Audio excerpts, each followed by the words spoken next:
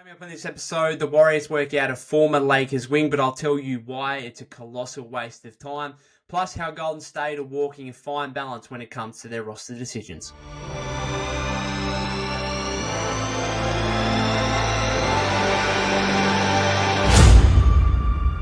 Welcome back to the Golden State with Mates podcast. Just wanted to go through a couple of things we've heard regarding the Warriors over the past couple of days, give my thoughts and opinions, starting with ESPN's Kendra Andrews reporting earlier in the week that the Warriors have held workouts with Troy Brown Jr. Of course, this is the latest of a few players that have now held workouts in the Bay this summer. Started with Bruno Caboclo, obviously after the Olympics, and then he ended up signing a deal in Israel overseas.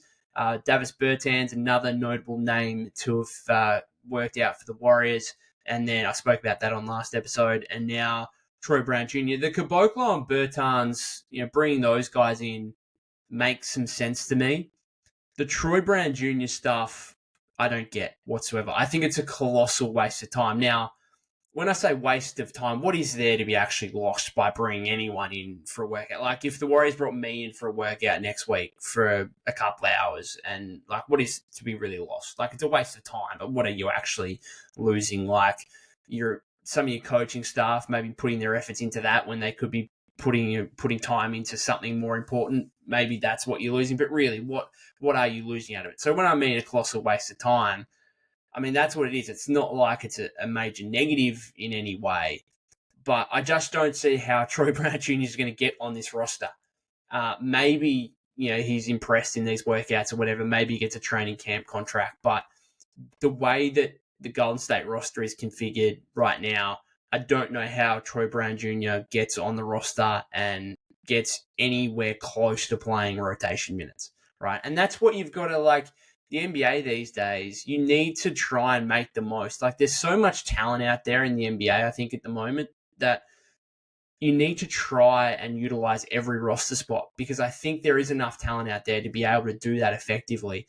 And the Warriors, I think, have done a good job of that. They've got a really deep roster. They're utilizing all their roster spots really well at the moment. And Troy Brown Jr., would just be adding to a position that the Warriors are already stocked, probably overstocked in at the moment. So it's nothing against Troy Brown Jr. as a player himself. He's fine. He's okay. Not a great year last year playing. Started with the Timberwolves and got traded to the Pistons. He's been okay over the course of his 6-year career. Best year probably came in his second season with the Wizards, where he averaged 10.4 points, 5.6 rebounds, 2.6 assists, 1.2 steals in 25.8 minutes per game. Probably more known for that year that he had with the Lakers going back to the 2022-23 season. So we're talking about pretty recent history here, where he made 45 starts, averaged 24.5 minutes a game, posted 7.1 points, 4.1 rebounds per game, shot 38.1% on 3.7 attempts from deep per game. He's fine, right? It's not about Troy Brown Jr. as a player necessarily, but it's about this Warrior roster and how Troy Brown Jr. would fit in any way. He just wouldn't. And so I'm confused as to why you would bring in a 3-and-D guy like that rather than a guy in a position of need, such as front court shooting like Bertans, and Caboclo to a lesser extent. As I said last episode, shot the ball pretty well from deep. Point guard, the longer this goes throughout this offseason, the more I'm concerned about the Warriors' lack of point guard depth. I'm not going to lie. Steph and Pods as your 2 point guards on the roster. I think the Warriors are going to miss Chris Paul next season. And I think the Warriors are looking at what happened last season and seeing that they didn't really need Chris Paul in a way that they may have otherwise have foreseeably expected. And what I mean by that is Steph played 74 games last season. That was his first time playing more than 70 games since the 16-17 season, I think. We're talking about 5-6 plus years since he played 70 plus games. And therefore, when you bring Chris Paul in last offseason, you see him and think, great, Steph's probably going to miss 15, 20 games. We've got one of the best point guards of all time just sitting there ready to take a starting role when Steph's out. But that didn't necessarily materialize because Steph actually was really healthy last season and only missed 8 games in the end, and most of those were through rest. I think, did he have a period earlier in the season where he missed like 2 games, 3 games with a slight injury? Whatever it was obviously minor. He missed 8 games for the entire season. That was it. But I don't think we can necessarily bank on that again. Like history would suggest, you need to go into a season thinking, planning for Steph Curry to miss 15, 20 games, like to play, let's say 65, right, on average. And so how are the Warriors planning for that next season? Well, for starters, they didn't get their second all-star level player. And therefore, when Steph misses, where are they getting their offense from? Like, how are they building any kind of above average offense without Steph? They're just not. And so they're immediately behind the 8 ball from that perspective. But in terms of the point guard stuff, so Pods is just going to start at point for the 15 to 20 games Steph misses. That's incredibly risky. Like, I think it's incredibly risky just giving the backup point guard duties to Pods and saying, okay, you're only in year 2. We don't really have a history here of you being able to run an NBA offense efficiently for 15, 20 minutes a game, whatever it is. But we're going to take that risk. And we're going to believe in you, which is fine. But I would also like another contingency on the roster where if that doesn't work out, at least you've got another option to go to. Even if it's like, damn, like I know Corey Joseph was not great last season, and he ended up getting dealt at the trade deadline. But someone around that level. Now, obviously, you want better than what Corey Joseph delivered for the Warriors last season, but you just want another option. Give me a third point guard option who isn't necessarily gonna take minutes off Pods necessarily as your backup point guard, but at least is there in case of injury to Steph or Pods. Foul trouble in games as well is another thing. Like, I think what the Warriors are doing is incredibly risky. And those 15, 20 games that Steph misses could be an absolute disaster. And that ultimately could be the difference in your season. Really. Like, if the Warriors, if Steph misses, let's say 17 games and the Warriors go 5-12, that can be the difference between whether they make the playoffs or not. That can. And so I'm extremely concerned about their point guard situation right now. And that's why it confuses me that the guys they've brought in so far, Caboclo, Bertans, and Troy Brown, none of those guys are point guards, right? And they haven't adequately replaced Chris Paul in any way, aside from saying, well, we're going to get some internal development from Pods and he's going to be our backup point guard.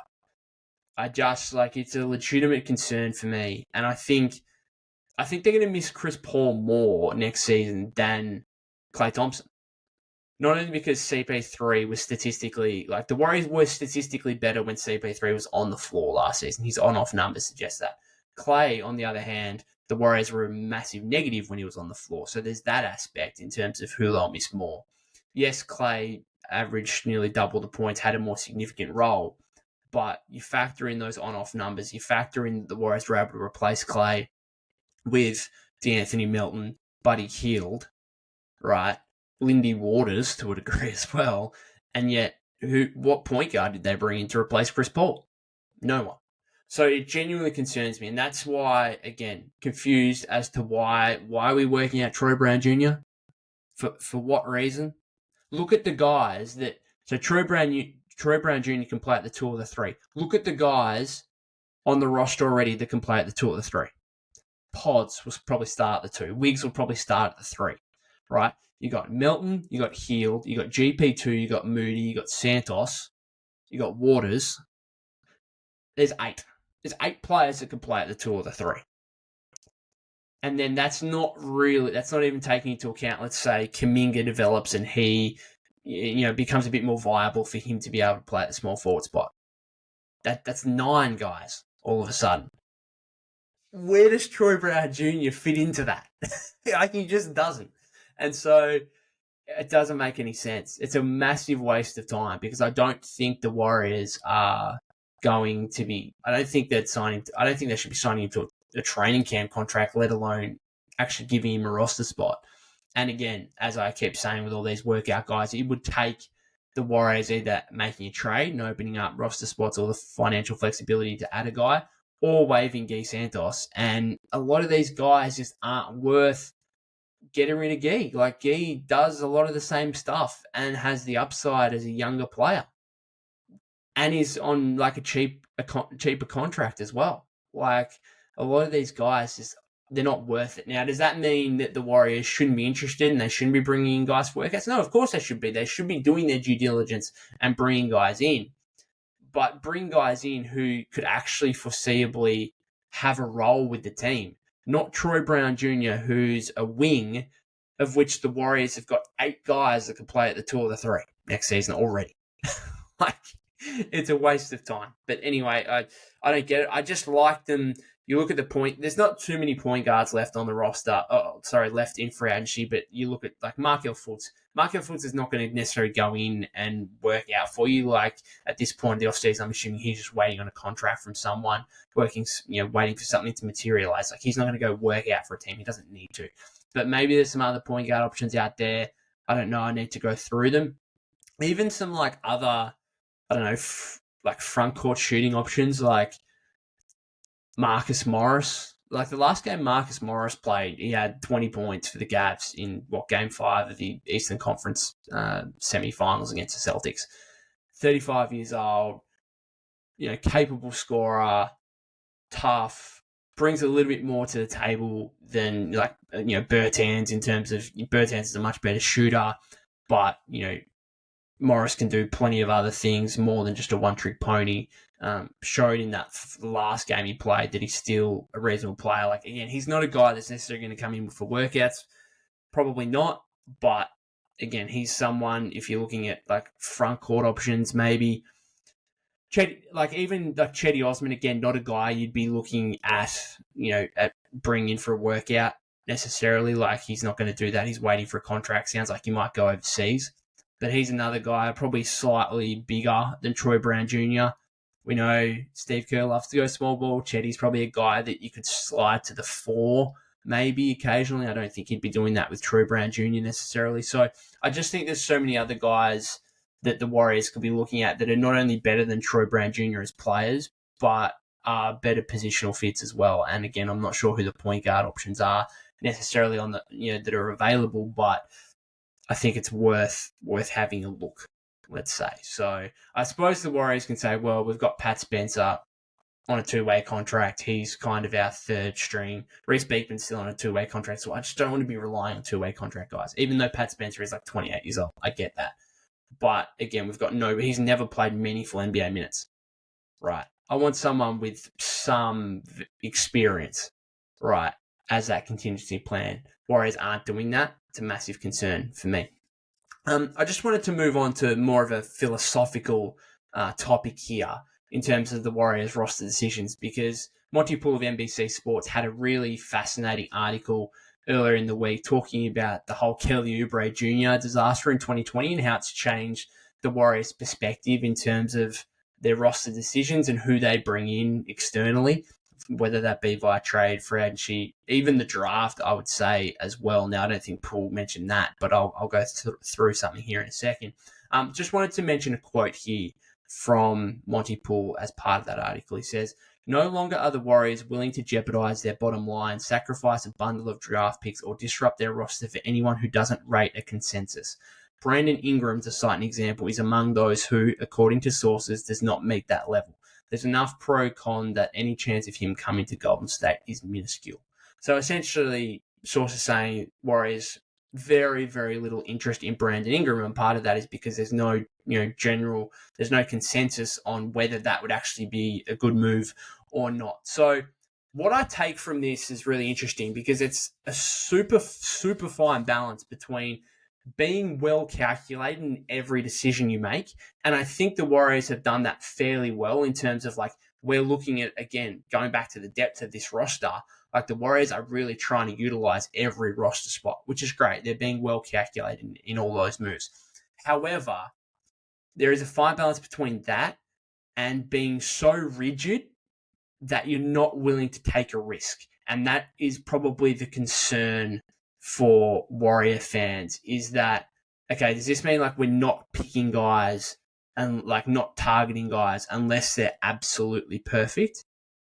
And if that's the case, like that's a bit of a concern. I think you need to still have the maneuverability to be able to be flexible enough to take a guy who you might have some concerns, but who you think the upside is worth it. Now, I'm not saying it has to be Ingram. For what it's worth, I agree with the Warriors in terms of it sounds like their evaluation of Ingram is he wouldn't be a great fit and it's not necessarily worth it, and therefore we're not pursuing him. I agree with that. I don't think the Warriors should pursue Ingram.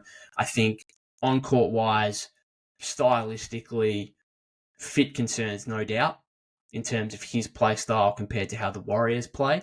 And from a more broader perspective, there's very little interest in Ingram at the moment from a league-wide perspective because of his contract situation, right? And the fact that he's on an expiring deal, $36 million next season, but then he's up for an extension right now, hasn't come to terms on that with the Pelicans yet, which is exactly why he's kind of been bandied around in trade discussion, and he's looking at a $200+ million deal. No one wants to give Brandon Ingram a $200 million deal. No one. Let alone the Warriors, who have just got themselves out of luxury tax hell, right? And so, and who could go back in there anyway of their own volition by giving Kuminga a huge extension, which could be a massive risk, as is. You're not going to bring Ingram on board and then pay both of those guys. So the Warriors, I absolutely get not having interest in Ingram, but I think there could be other situations further down the line where a star player becomes available who's not necessarily like perfect, but if the Warriors look at that and say, well, he's not perfect and therefore we're not targeting him, I think that's going to be concerning for fans who aren't going to necessarily have the patience that we probably do on the Ingram thing, where we can be like, okay, we'll wait it out for someone else because we do understand that Ingram isn't a great fit necessarily, and there's the contract stuff. And so really, really fine balance between being well calculated, no doubt, evaluating stuff to the nth degree and all that. But you've also got to try and take a risk. And just because the Oubre thing failed doesn't mean other risks won't pay off. Like when the Warriors traded D'Angelo Russell for Andrew Wiggins, that was a massive risk. Who would have thought in 2020, before that deal was made, that Andrew Wiggins was a Warrior-style player? No one would have thought that. His contract was seen as one of the worst in the league at the time. And so that was a massive risk. Is that a move, like after the Oubre thing having happened, if that was on the table now, if we just, fast forwarded that Russell Wiggins deal to right now, would the Warriors still make that move? I'm not exactly sure based on what we've seen, what we've read and heard in this Monty-Pool article about the Warriors needing a flat-out consensus among every member of their front office, ownership. You can probably, like Steph and Draymond as veteran leaders from a player perspective, probably involved in this as well. Would that move have happened? Probably not. And therefore, do you win the 2022 championship as a result? Probably not. Like, you've got to take some risks here. You've got to take some risks. And there's risks involved in everything, but there's different levels of risk. And again, like, the Warriors weren't necessarily willing to take a risk in terms of giving up pods in a marketing deal this offseason. Would that have been a risk? Yeah. Could it paid off hugely? Yeah, it could have. Was the downside there? I don't know. Maybe Pods does develop into an all-star player and becomes a better player than Markkanen, or about the same as Markkanen, and you've also given up plenty of other assets in the deal. There is downside there, no doubt. But at some point, you got to be willing to pull the trigger on some of these moves. And the Warriors have been and sound like they are incredibly conservative. And this doesn't just come into trade perspective either. Like, this is like kind of this thinking, this perspective. I'm really intrigued as to how that develops into the entire Jonathan Kuminga contract situation.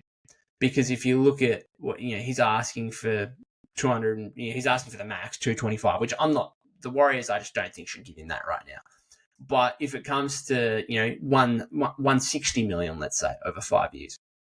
Now, is that a risk? Yeah, sure, it's still a risk, no doubt.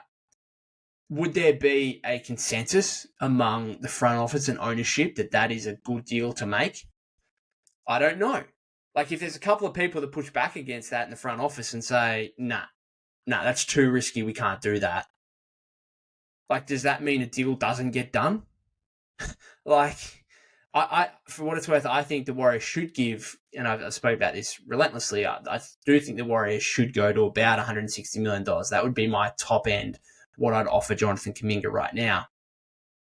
But I'm really interested to see how this perspective of needing a consensus plays into not just trade free agency, but contract stuff as well. Right? And some of it's easy.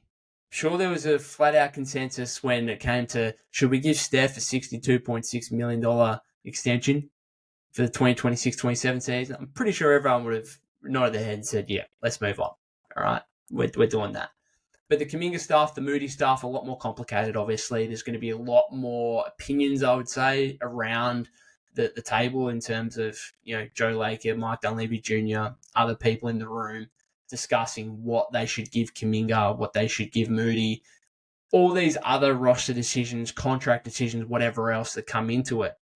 But it does interest me as well from like guys that bring in, they clearly, Oubre was not a Warrior fit, and they paid over $80 million in luxury tax. Like Kelly Oubre Jr. that season. And this is, I will always remember this. And it's one of the, if I'm Joe Lacob and I'm pointing to how much I want to win, I'm looking directly at that instance and seeing that, okay, I just lost an all-star player in Klay Thompson, but I don't care. I'm going to replace him, and it's going to cost me $100 million to do so. And he's going to be out for the year, but I'm going to bring in Kelly Oubre Jr. Only from a trade perspective, only cost the Warriors 2 second-round picks. So from a trade perspective, nothing really lost there, right? But if I'm Joe Lacob, I'm pointing to that and thinking, I'll show you how much I want to win. I'm paying $100 million for a guy who I'm not even sure he's going to help us. And I'm sure at the time he thought, yeah, he will help us. He's a good, solid player. He's going to be a starting player for us in Clay's spot. Ultimately, again, you look at the on-off numbers, Kelly Oubre Jr. that season, he was at minus 12.1 that season. On-off rating. That is woeful. The Warriors were like 12-5 in the 17 games he missed and below 500 in the games he played. Like, he was a real negative for the Warriors. And he had his games. Remember that game in Dallas? He had a career high, like 40 points. He had games where he banged some threes. But remember, start of the season, he could not hit water if he fell out of a boat. Like, it was really disappointing. But looking back on it now, it's like, yeah, it makes sense. He just, like, how many times did he, like, get in Steph's way? Steph's trying to run around screens and, run to the corner, and Kelly Oubre Jr. is just standing there in the corner, just chilling out. And then Steph comes and tells him to piss off, get out of the way. Like, some of these players just don't fit the Warriors system in terms of needing to have a high IQ, playing, Steve Kerr's read and react style, ball and player movement. Some guys like Oubre, you look at him in Philadelphia, it's a great fit because he stands on the corner, he watches Maxey and Embiid go to work, he gets an occasional catch and shoot, and when they do throw him the ball, really he's just there to be a scorer.